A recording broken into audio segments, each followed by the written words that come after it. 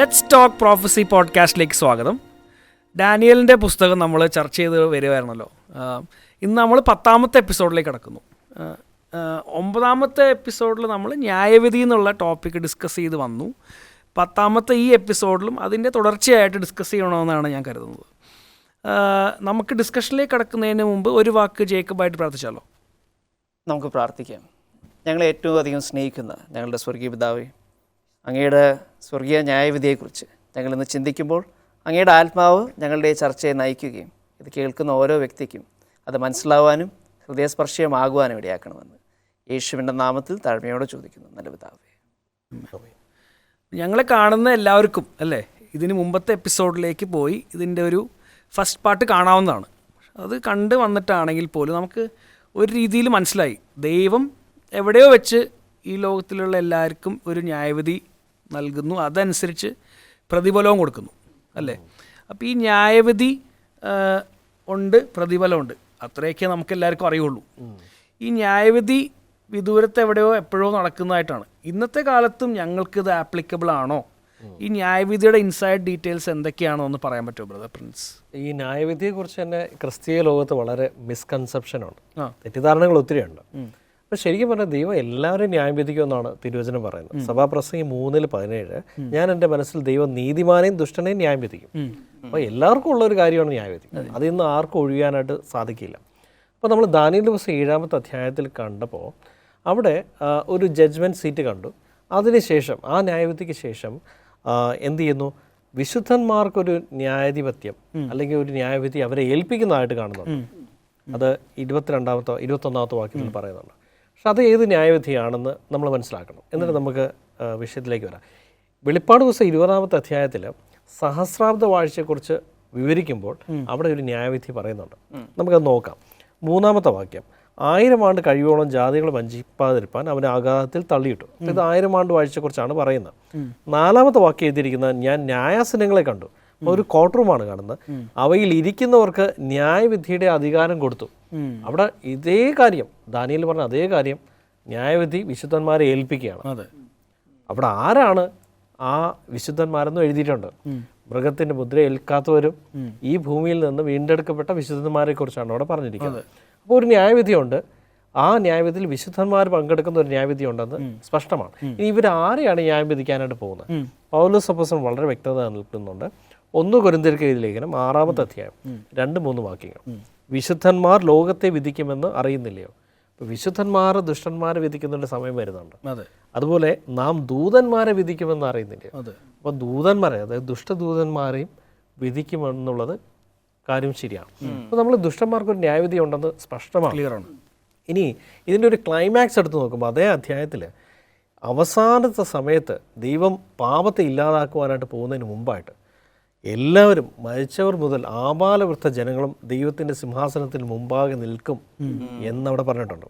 12ാമത്തെ വാക്യമാണ്. അവിടെ വെള്ളസിംഹാസന ന്യായവിധി എന്നൊക്കെ പൊതുവേ നമ്മൾ പറയാറുണ്ട്. അവിടെ ഓരോരുത്തർക്കും മരിച്ചവർക്കും അവരുടെ പ്രവൃത്തിക്കടുത്ത ന്യായവിധി ഉണ്ടായെന്ന് പറയുന്നത്. അതെങ്ങനെയാ? പുസ്തകങ്ങൾ തുറന്ന് ജീവന്റെ പുസ്തകത്തിൽ പേരുണ്ടോ ഇല്ലയോ എന്ന് പരിശോധിച്ചിട്ടാണ് കൊടുക്കുന്നത്. അപ്പോൾ ഇത് നമ്മൾ ദുഷ്ടന്മാരെ കുറിച്ച് കോമൺ ആയിട്ട് പറയുന്ന ഒരു കാര്യമാണ്. എന്നാൽ ന്യായവിധി ദുഷ്ടന്മാരെ കണ്ടെത്തുവാൻ വേണ്ടി മാത്രമല്ല, ദൈവത്തിന്റെ നീതിമാന്മാരെ കണ്ടെത്തുവാൻ കൂടിയാണ്. ഒരു ന്യായവിധിയെക്കുറിച്ച് നമ്മൾ പഠിച്ചുകൊണ്ടിരിക്കുന്നുണ്ട്. ആ ന്യായവിധിയിൽ ദൈവം ഈ ലോകത്തിലുള്ള നല്ലവരായിട്ടുള്ള ദൈവത്തെ സ്നേഹിക്കുന്ന മനുഷ്യരെ കണ്ടെടുത്തുവാനായിട്ടുള്ള ഒരു ശ്രമം കൂടി നടത്തുകയാണ്. ആ ന്യായവിധിയാണ് ഇപ്പോൾ നടന്നുകൊണ്ടിരിക്കുന്നത്. അത് ദൈവഗ്രഹത്തിൽ ആരംഭിച്ചു എന്ന് പത്രോസ് പറയുകയും ചെയ്യുന്നുണ്ട്. ജേക്കബ്, അപ്പം നമ്മൾ കഴിഞ്ഞ എപ്പിസോഡിലൊക്കെ സംസാരിച്ചായിരുന്നു ഇതിനെക്കുറിച്ച്.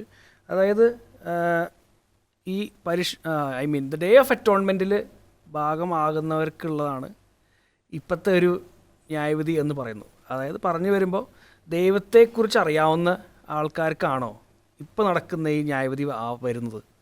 ഞാനൊന്ന് ഒരു ചെറിയൊരു റീക്യാപ്പ് പറഞ്ഞുകൊണ്ട് തുടങ്ങാം. അതായത് നമ്മൾ കഴിഞ്ഞ എപ്പിസോഡിൽ കേട്ടത്, ഈ ബ്രദർ പ്രിൻസ് ഒക്കെ പഠിപ്പിച്ചത്, നമ്മൾ പണ്ടത്തെ ഇസ്രായേൽ ജനത്തിന്റെ ഇടയിലുണ്ടായിരുന്ന പാപപരിഹാര ദിനം, അന്നാണ് അവർക്ക് വേണ്ടി ശരിക്കും അറ്റോൺമെന്റ് നടത്തിയത്, പരിപൂർണ അറ്റോൺമെന്റ് നടത്തിയത്. അതിന്റെ തുല്യമായിട്ടുള്ള സ്വർഗത്തിൽ ഒരു ന്യായവിധി നടക്കുന്നുണ്ട്. അവരിൽ നിന്ന് എങ്ങനെ പാപം നീക്കിയോ അതുപോലെ സ്വർഗത്തിലെ ജനത്തിൽ നിന്നും സ്വർഗത്തിൽ ജനങ്ങളുടെ ഓരോരുത്തരുടെയും പുസ്തകങ്ങൾ എടുത്ത് അവരുടെ പാപങ്ങൾ അതിൽ നിന്ന് ബ്ലോട്ട് ഔട്ട് ചെയ്യും.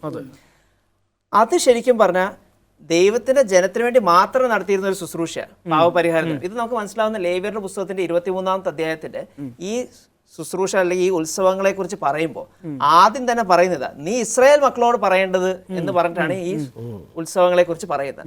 അപ്പോൾ അവിടെയും നമ്മൾ ഒരു കാര്യം മനസ്സിലാവുന്നുണ്ട്, ഈ പാപപരിഹാര ദിനത്തില് ആകെ ഇസ്രായേൽ മക്കൾ മാത്രമേ പങ്കെടുത്തിട്ടുള്ളൂ. വേറെ ആരും അതിൽ പങ്കെടുക്കത്തില്ലായിരുന്നു. വേറെ ആരെങ്കിലും കൂടെ ഉണ്ടെങ്കിൽ അവർ വന്ന് അടങ്ങി ഒതുങ്ങി, അത് ശബദ ദിവസമാണെങ്കിൽ അടങ്ങി ഒതുങ്ങി ഇരുന്നുമാണ്. പക്ഷെ പങ്കെടുക്കുന്ന ഇസ്രായേൽ മക്കൾ മാത്രമാണ്. അത് അർത്ഥമാക്കുന്നത് ഈ സ്വർഗത്തിൽ ഇപ്പോൾ നടക്കുന്ന പരിശോധന ന്യായവിധി, നമ്മൾ നേരത്തെ പറഞ്ഞ 1844 ശേഷം നടക്കുന്ന ന്യായവിധിയിൽ ശരിക്കും ദൈവത്തിൽ വിശ്വസിക്കുന്നതെന്ന് അവകാശപ്പെടുന്നവരെ മാത്രമേ അതിൻ്റെ അകത്ത് ഉൾപ്പെടുന്നുള്ളൂ. അത് മാത്രമല്ല, വെളിപ്പാട് പുസ്തകത്തിന്റെ 11-ാമത്തെ അധ്യായത്തിന്റെ 1-ാമത്തെ വാക്യത്തിൽ ഇപ്രകാരം പറയുന്നത്, പിന്നെ ദണ്ട് പോലെയുള്ള ഒരു കോൽ എൻ്റെ കയ്യിൽ കിട്ടി, കൽപ്പന ലഭിച്ചത് നീ എഴുന്നേറ്റ് ദൈവത്തിന്റെ ആലയത്തെയും യാഗപീഠത്തെയും അതിൽ നമസ്കരിക്കുന്നവരെയും അളക്കുക എന്നാണ്. അതായത് ഈ ദൈവജനത്തിലുള്ള ന്യായവിധി സെപ്പറേറ്റ് ആണ്. ഈ സമയത്ത് ജാതികളെ കുറിച്ച് പറയുന്നേ ഇല്ല. ആ ആലയത്തിൽ നമസ്കരിക്കുന്ന ആൾക്കാരെ അളക്കാനാണ് പറഞ്ഞത്. അളക്കാന്ന് വെച്ചാൽ ന്യായം വിധിക്കാന്ന് തന്നെ. അതുപോലെ തന്നെ പത്രോസിന്റെ 1-ാമത്തെ ലേഖനത്തിന്റെ 4-ാമത്തെ അധ്യായത്തിന്റെ 17-ാമത്തെ വാക്യത്തിൽ ന്യായവിധി ദൈവഗ്രഹത്തിൽ ആരംഭിപ്പാൻ സമയമായല്ലോ. അവിടെ നമുക്കൊരു കാര്യം ക്ലിയർ, ദൈവജനത്തിലുള്ള ന്യായവിധി സെപ്പറേറ്റ് ആണ്. ആ ന്യായവിധിയാണ് ഇപ്പോൾ സ്വർഗത്തിൽ നടക്കുന്നത്.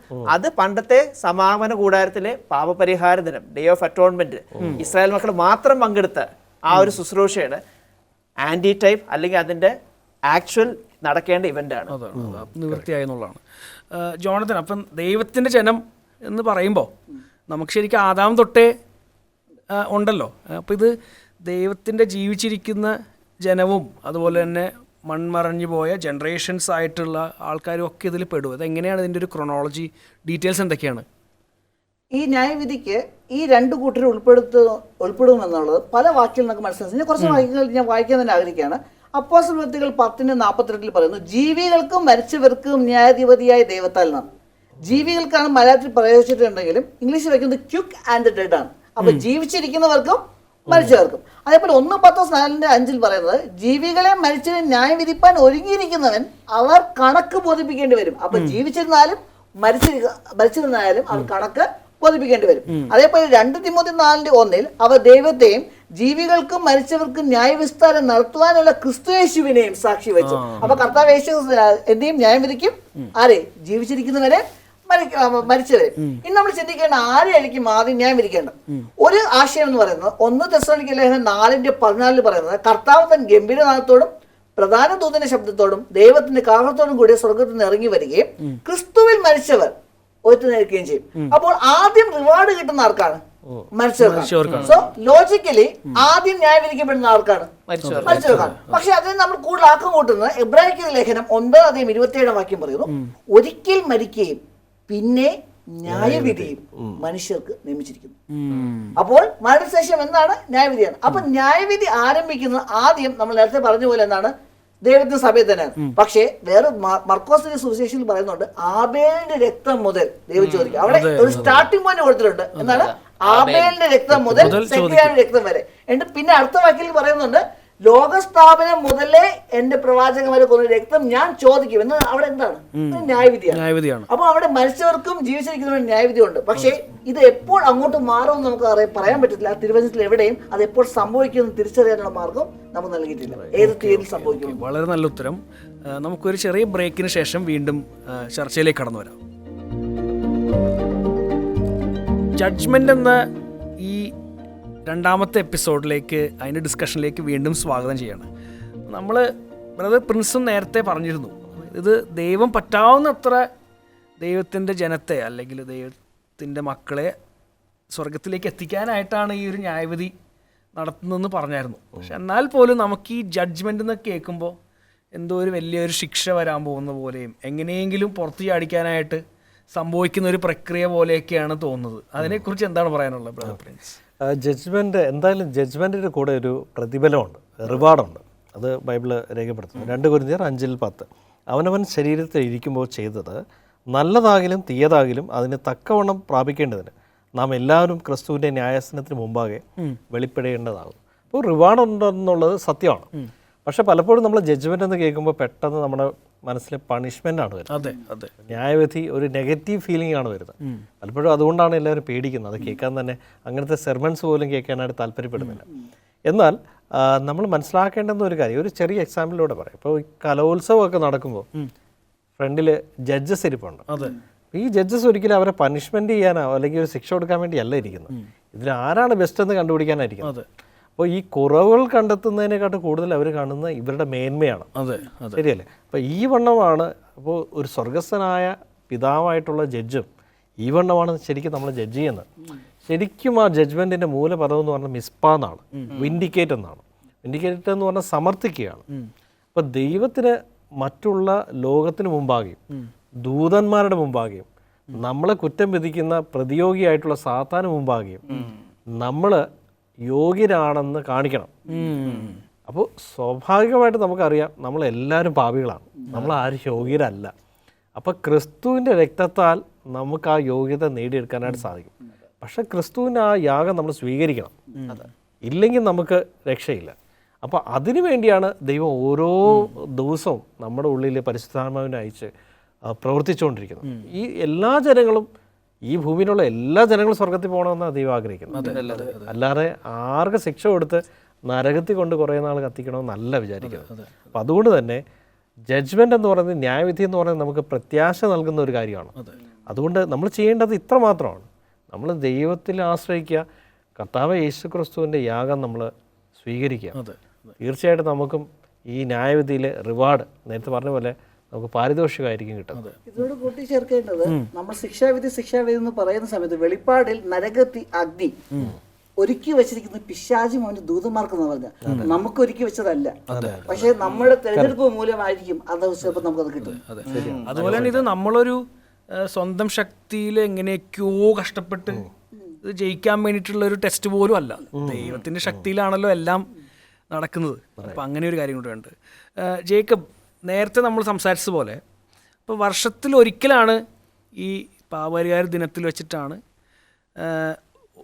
ജനം മുഴുവനും ചെയ്ത പാപങ്ങൾ അതാത് സമയങ്ങളിൽ അവർ ഏറ്റു പറഞ്ഞ് അവിടെ യാഗം ചെയ്തതിൻ്റെ പിന്നീട് എടുത്തു കളയുന്നത് ഈ ഒരു ദിവസത്തിൽ അല്ലേ? അപ്പം നമ്മുടെ ഇന്നത്തെ ടൈമിലും എങ്ങനെയാണത്, ഈ പാപം മുഴുവനായിട്ട് എടുത്തു കളയുന്നതിൻ്റെ രീതി എങ്ങനെയാണ്, അതെപ്പോഴാണ് സംഭവിക്കുന്നത്?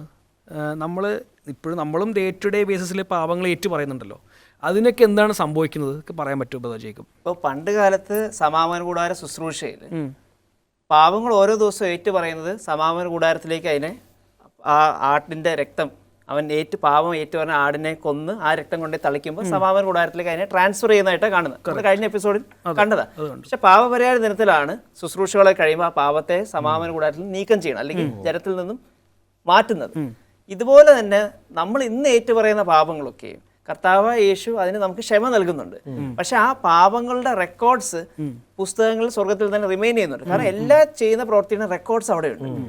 അപ്പോൾ എന്ന് ഇത് റെക്കോർഡ്സിൽ നിന്ന് ഇത് മാറ്റം ചെയ്യുന്നതാണ് നമ്മൾ നോക്കേണ്ടത്. അപ്പോൾ എന്ന് പണ്ടത്തെ സമാഗമന കൂടാരത്തിൽ റെക്കോർഡ്സിൽ നിന്ന് മാറ്റി, അല്ലെങ്കിൽ ആ ജനത്തിൽ നിന്നും പാപത്തെ മാറ്റിയോ? പാപപരിഹാര ദിനത്തിലാണ്. അതിൻ്റെ യഥാർത്ഥ സംഭവമായ സ്വർഗത്തിലെ ശുശ്രൂഷ 1844 മുതൽ 1844 മുതൽ നടക്കുന്ന ഈ ജഡ്ജ്മെന്റ്, ഇൻവെസ്റ്റിഗേറ്റീവ് ജഡ്ജ്മെന്റ്, പരിശോധന ന്യായവിധിയിൽ ഓരോ ആളുടെയും പേര് വിളിച്ച് അവന്റെ പുസ്തകങ്ങളെ തുറന്ന് അവിടെ നേരത്തെ പറഞ്ഞ പോലെ കർത്താവ് യേശു നമുക്ക് വേണ്ടി വാദിക്കുകയും സാത്താൻ നമുക്കെതിരെ സംസാരിക്കുകയൊക്കെ ചെയ്തതിന് ശേഷം നമ്മൾ ചെയ്ത എല്ലാ തെറ്റുകൾക്കും വേണ്ടി നമ്മൾ പാപങ്ങൾ ഏറ്റു പറഞ്ഞിട്ടുണ്ടേ കർത്താവ് യേശു പറയും, ഇവൻ ഈ ചെയ്ത എല്ലാ തെറ്റുകളും എൻ്റെ രക്തത്താൽ പ്രിൻസ് ബ്രദർ പറഞ്ഞ പോലെ മറയ്ക്കപ്പെട്ടിരിക്കുന്നു. അവൻ നീതിമാനാണ്, അവന്റെ പാപങ്ങളൊക്കെയും ആ പുസ്തകത്തിൽ നിന്നും മായ്ച്ചു കളയാന്ന് പറയും. അത് മായ്ച്ചു കളയുക, ബ്ലോട്ട് ഔട്ട് ചെയ്യുക. പിന്നെ ആ റെക്കോർഡ്സ് അവിടെ വെക്കുന്നില്ല. അതുകൊണ്ടാണ് മീക്ക പ്രവചനത്തിന്റെ 7-ാമത്തെ അധ്യായത്തിൽ പറയുന്നത്, അതിന്റെ 19-ാമത്തെ വാക്യത്തിൽ പറയുന്നത്, അവൻ നമ്മോട് വീണ്ടും കരുണ കാണിക്കും, നമ്മുടെ അകൃത്യങ്ങളെ ചവിട്ടിക്കളയും, അവരുടെ പാപങ്ങളെയൊക്കെ നീ സമുദ്രത്തിന്റെ ആഴത്തിൽ ഇട്ട് കളയും. അതായത് ആർക്കും ഇനി ഇതിനെക്കുറിച്ച് ഓർക്കണ്ട. സ്വർഗത്തിൽ ചെല്ലുമ്പോൾ ദൈവം പണ്ട് ഇവൻ 2-3 പേരെ കൊന്ന ആളാ, അങ്ങനെയല്ല. ഇവൻ ഒരിക്കലും പാപം ചെയ്യാത്ത ആളാ, അങ്ങനെയാണ് കാണുന്നത്. അപ്പൊ നമുക്ക് എല്ലാവർക്കും വലിയ പ്രത്യാശയാണ്. ആ സമുദ്രത്തിനാണെന്ന് പിന്നെ അയാൾക്ക് ഓർക്കണ്ട. നമ്മൾ കണ്ട് ഒസാമ ബിൻ ലാദനെ കൊന്നു കഴിയുമ്പോൾ അമേരിക്കൻ സൈന്യം സമുദ്രത്തിൽ എവിടെയോ തള്ളി. കാരണം അത് പിന്നെ ഒരിക്കലും പോയി റിട്രീവ് ചെയ്യുകയും അതിനെ ഹീറോ വർഷിപ്പ് ചെയ്യാനും പാടില്ല. അതുപോലെ നമ്മുടെ പാപത്തെ പിന്നെ ആരും ഓർക്കണ്ട, തമ്മിൽ കാണുന്ന എല്ലാവരും ഇവൻ ഒരിക്കലും പാപം ചെയ്യാത്ത ആളാന്ന് തന്നെ സംസാരിക്കും. വളരെ നല്ല ഒരു ആശയം തന്നെയാണ് ജേക്കബ് പറഞ്ഞത്. അപ്പോൾ ഞാനൊരു കാര്യം ചോദിക്കട്ടെ, 1844 ഈ സ്വർഗത്തിൽ നടക്കുന്ന ഈ ഇൻവെസ്റ്റിഗേറ്റീവ് ജഡ്ജ്മെൻറ്റ്, അതായത് പാപം മാറ്റുന്ന പ്രക്രിയ തുടങ്ങിയത് അല്ലേ? അപ്പോൾ ഇന്നിപ്പോൾ 2024 ഇത്രയും വർഷം കൊണ്ട് പലരുടെയും പാപങ്ങൾ അതായത് വിലയിരുത്തുകയും എടുത്തു കളയുകയൊക്കെ ചെയ്തിട്ടുണ്ടാവുമോ? എന്താണ് അതിനെക്കുറിച്ച് പറയാനുള്ളത്? തീർച്ചയായിട്ടും ഇപ്പോൾ 1844 തുടങ്ങിയ പ്രക്രിയ ആയ സ്ഥിതിക്ക് ഇത്രയും വർഷം കൊണ്ട് ജോണത്തൻ നേരത്തെ പറഞ്ഞ പോലെ മരിച്ചുപോയ പലരുടെയും പേരുകൾ വിളിക്കുകയും അവരുടെ പുസ്തകങ്ങൾ നോക്കുകയും അവരുടെ പാപങ്ങൾ അവരിൽ നിന്ന് മായ്ച്ചു കളയുകയും ചെയ്തിട്ടുണ്ട്, ബ്ലോട്ട് ഔട്ട് ചെയ്തിട്ടുണ്ട്. അവർ സ്വർഗരാജ്യത്തിന് യോഗ്യരാണെന്ന്, ആ പാരിതോഷികത്തിന് റെഡിയായെന്ന് അവരെ തീരുമാനിച്ച് ഉറപ്പിച്ച് വെച്ചിരിക്കുക. അപ്പോൾ ഒത്തിരി പേരുടെ കഴിഞ്ഞു. ഓക്കെ, ജഡ്ജ്മെൻറ്റ് എന്ന് പറഞ്ഞ ഒരു പോസിറ്റീവ് ആസ്പെക്റ്റ്, ദൈവം നമുക്ക് വേണ്ടി വെച്ചിരിക്കുന്ന ഒരു നല്ല സൈഡാണെന്ന് ഉള്ള ഒരു മെസ്സേജാണ് ഇപ്പോൾ വന്നുകൊണ്ടിരിക്കുന്നത്. നമുക്കൊരു ഇടവേളയ്ക്ക് ശേഷം ഈ എപ്പിസോഡിൻ്റെ അവസാനത്തെ സെഗ്മെൻറ്റിലേക്ക് തിരിച്ചു വരാം. നമുക്ക് ചർച്ച തുടരാം. ബ്രദർ പ്രിൻസ്, എനിക്കൊരു കാര്യം ചോദിക്കാനുള്ളത്, നമ്മൾ 1844 എന്നുള്ളൊരു ഡേറ്റിനെ കുറിച്ച് കുറേ ഇവിടെ പറഞ്ഞു അല്ലേ? ഈ 1844 എന്ന് പറഞ്ഞ ഡേറ്റ് ശരിക്കും കണ്ടെത്തിയതൊരു മില്ലറൈറ്റ് മൂവ്മെൻ്റാണ്. അത് ക്രിസ്ത്യൻസ് തന്നെയായിരുന്നു. അവർ ഒരു കാലഘട്ടത്ത് ലോകം അവസാനിക്കാൻ പോവാണെന്ന് എന്തോ പറഞ്ഞതായിട്ടും അത് തെറ്റിപ്പോയതും ഒരു ഫെയിലിയർ ആണെന്നൊക്കെ, അങ്ങനത്തെ ഒരു സ്റ്റോറിയാണ് ഈ ഡേറ്റിനെ ചുറ്റിപ്പറ്റി കിടക്കുന്നത്. എന്താണ് അതിനെക്കുറിച്ച് പറയാനുള്ളത്? തികച്ചും ശരിയാണ്. പ്രത്യേകിച്ച് ചരിത്രത്തിൽ നമ്മൾ നോക്കുമ്പോൾ ഒരു നിരാശയുടെ അനുഭവമാണ്. ഇപ്പോൾ ഈ മില്ലറൈറ്റ് മൂവ്മെൻറ്റ് 1800 കാലഘട്ടത്തിൽ നടന്ന ഒരു ചരിത്രമാണ്. വില്യം മില്ലർ എന്ന് പറയുന്ന ഒരു ബാപ്റ്റിസ്റ്റ് പ്രീച്ചറാണ്. അദ്ദേഹം ഈ 2300 സന്ധിവിശ്വാസം നമ്മൾ പഠിക്കുന്ന പോലെ അയാൾ സ്വതന്ത്രമായിട്ട് പഠിച്ചിട്ട് ഒരു കൺക്ലൂഷനിലെത്തുകയാണ്. പക്ഷെ പ്രശ്നം എന്താണെന്ന് ചോദിച്ചു കഴിഞ്ഞാൽ, സ്വയമായിട്ട് പഠിച്ചു വന്നപ്പോൾ അദ്ദേഹം ചിന്തിച്ചതും അദ്ദേഹം എടുത്ത കൺക്ലൂഷൻ എന്താണെന്ന് ചോദിച്ചാൽ, 1844 അല്ലെങ്കിൽ 2300 സന്ധിവിശ്വാസം തികയുമ്പോൾ ഈ സാങ്ച്വറി ക്ലെൻസ് ചെയ്യുമെന്ന് പറയുമ്പോൾ ഈ ഭൂമിയാകുന്ന ഭൗമികമായിട്ടുള്ള ഈ ഭൂമിയെ ദൈവം ക്ലെൻസ് ചെയ്യുമെന്നാണ് അദ്ദേഹം വിചാരിച്ചത്. അപ്പോൾ നമ്മളിപ്പോൾ നേരത്തെ കണ്ട പോലെ സ്വർഗീയ സമാഗമന കൂടാരത്തിൻ്റെ ഒന്നും പിക്ചർ അദ്ദേഹത്തിന് കിട്ടിയില്ല. അപ്പോൾ ഇത് അദ്ദേഹം വിളിച്ചു പറയുകയും അത് നോക്കിയപ്പോഴത്തേക്കും 1844 ലോകം അവസാനിക്കാനായിട്ട് പോവുകയാണ്. അങ്ങനെ വരുമ്പോഴത്തേക്ക് പ്രശ്നമല്ലേ, അദ്ദേഹം എല്ലായിടത്തും വിളിച്ചു പറയാനായിട്ട് തുടങ്ങി. അനേകം പേര് ഈ ദൂത് ഏറ്റെടുത്ത് പഠിക്കുവാനും തുടങ്ങി. അപ്പോൾ അതിൽ ഈ ഒരു ഡേറ്റ് ഫിക്സ് ചെയ്തു. സാമുവൽ സ്നോ എന്ന് പറയുന്ന വ്യക്തിയാണ്. അദ്ദേഹം 22 ഓഗസ്റ്റ് 1844 ഒക്ടോബർ 1844 ഇത് നടക്കാൻ പോകുന്നതെന്ന് ഫിക്സ് ചെയ്തു. പക്ഷേ നിർഭാഗ്യവശാൽ നമുക്കറിയാം, കർത്താവ് യേശുക്രിസ്തു ഇപ്പോഴും വന്നിട്ടില്ല. ആ സമയത്ത് വലിയൊരു നിരാശ അവർക്ക് അനുഭവപ്പെടുന്നത്. ഇതും ആക്ച്വലി ഒരു പ്രവചന നിവൃത്തിയാണ്. നമ്മൾ ദാനിയേലിന്റെ പുസ്തകം 8-ാമത്തെ അധ്യായം 2300 സന്ധിവിശ്വാസം പഠിച്ചപ്പോൾ ദാനിയേലിനും ഇതിനെക്കുറിച്ച് കൂടുതൽ അറിയാനായിട്ടുള്ള ഒരു ആഗ്രഹം ഉണ്ടായിട്ടുണ്ട്. അപ്പോൾ ദാനിയേൽ ഇതിനെക്കുറിച്ച് വിഷമിക്കുമ്പോൾ അവിടെ കുറിച്ച് എഴുതിയിരിക്കുകയാണ്. 8-ാമത്തെ അധ്യായം 26-ാമത്തെ വാക്യം, സന്ധികളെയും ഉഷസ്സുകളെയും കുറിച്ച് പറഞ്ഞിരിക്കുന്ന ദർശനം സത്യമാകുന്നു. ദർശനം ബഹുകാലത്തേക്കുള്ളതാകിയാൽ അതിനെ അടച്ചു വെക്കുക എന്നാണ് നിർദ്ദേശം കിട്ടുന്നത്. അപ്പോൾ എന്ന് പറഞ്ഞാൽ ദാനിയേലിന് അത് അൺഫോൾഡ് ചെയ്യാനായിട്ടുള്ളൊരു പെർമിഷൻ ഇല്ല. എന്നാൽ അന്ത്യകാലത്തേക്ക് അല്ലെങ്കിൽ ബഹുകാലത്തേക്ക് അടച്ചു വെക്കുവാനാണ് പറഞ്ഞത്.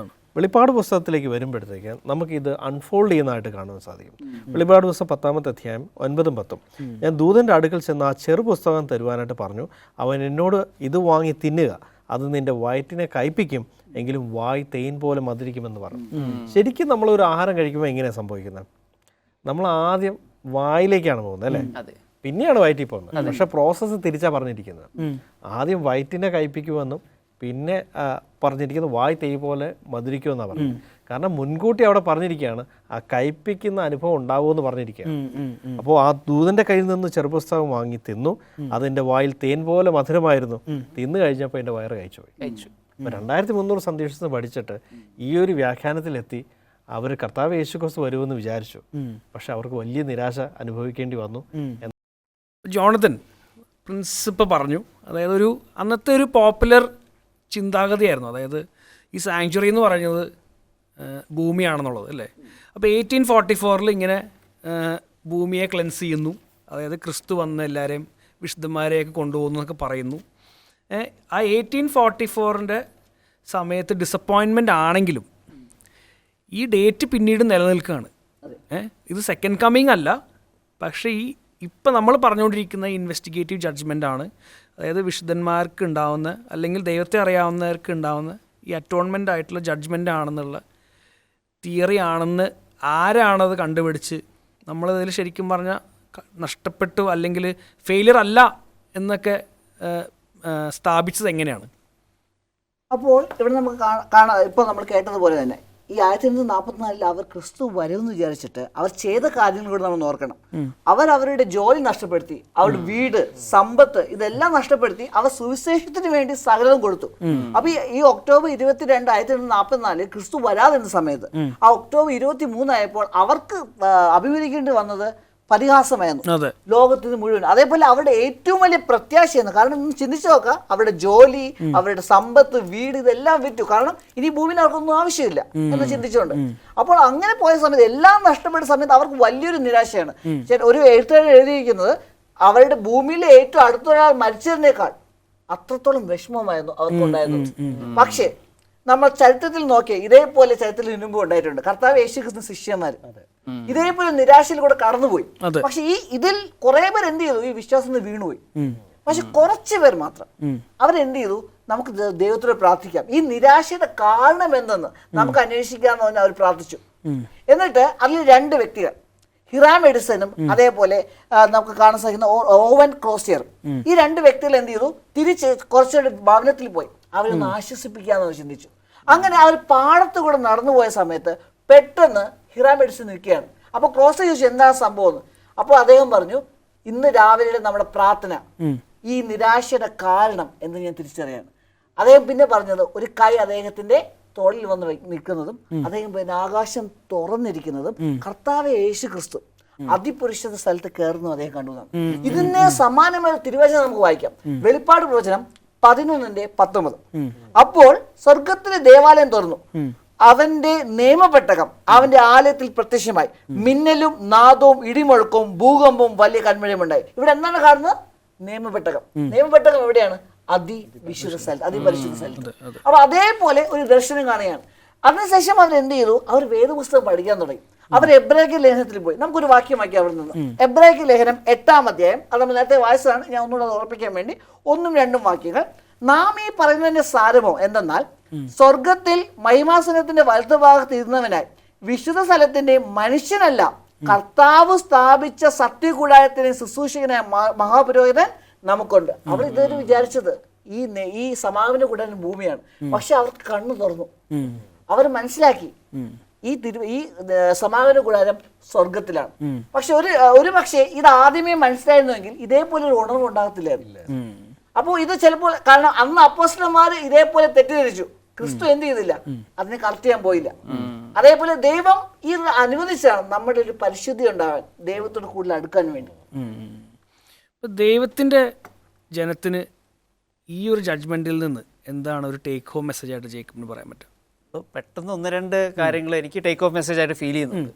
ഒന്നെന്ന് പറയുന്നത്, പണ്ടത്തെ പാപപരിഹാര ശുശ്രൂഷയുടെ സമയത്ത് ദൈവത്തിന്റെ ആ മേഴ്സി സീറ്റ്, അതിപരിശുദ്ധ സ്ഥലത്തിൽ മേഴ്സി സീറ്റിന്റെ അവിടെ ചെന്നിട്ടാണ് ശുശ്രൂഷ ചെയ്ത് തുടങ്ങുന്നത്. അപ്പോൾ ഈ മേഴ്സി സീറ്റ് ആണ് ദൈവത്തിന്റെ ജഡ്ജ്മെന്റ് സീറ്റ്. അതിന്റെ കീഴിലിരിക്കുന്നതാണ് എന്തിനെ ആസ്പദമാക്കിയാണ് ന്യായം വിധിക്കാൻ പോകുന്നത്. അതവിടെ ദൈവത്തിന്റെ കൽപ്പന അവിടെ ഇരിക്കുന്നത്. അപ്പോൾ ഇന്നും ദൈവത്തിന്റെ ജനത്തെ ജഡ്ജ് ചെയ്യുമ്പോൾ അത് പലയിടത്തും നമുക്ക് കാണാൻ പറ്റും. സഭാപ്രസംഗി 12:13-14 കാണാം, യാക്കോബിന്റെ 2:12 കാണാം. ദൈവത്തിന്റെ ന്യായപ്രമാണം വെച്ചാൽ ദൈവം ന്യായം വിധിക്കാൻ പോകുന്നത്. അപ്പോൾ ഈ ന്യായപ്രമാണം ഇന്നും വാലിഡ് ആണെന്നുള്ളത് തിരിച്ചറിയണം. രണ്ടാമത്, നമ്മൾ ചുറ്റും നോക്കുമ്പോൾ ഒരേ ഒരു കൂട്ടരെ, കാരണം ബൈബിളിൽ എപ്പോഴും ഒരു പ്രധാനപ്പെട്ട സംഭവം നടക്കുന്നതിന് മുമ്പ് ഒരു കൂട്ടർ ഇതിനെ അറിയിക്കും. പക്ഷെ ഒരേ ഒരു കൂട്ടരെ ന്യായവിധി വരുന്നുള്ളൂ.